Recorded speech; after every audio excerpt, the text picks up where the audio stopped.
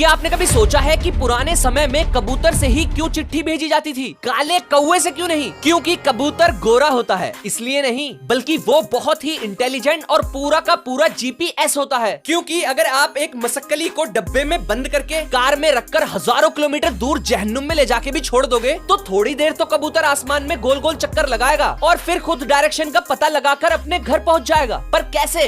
इसका actual reason scientist भी नहीं जानते। बस उनका मानना है कि ये सूरज और अर्थ के मैग्नेटिक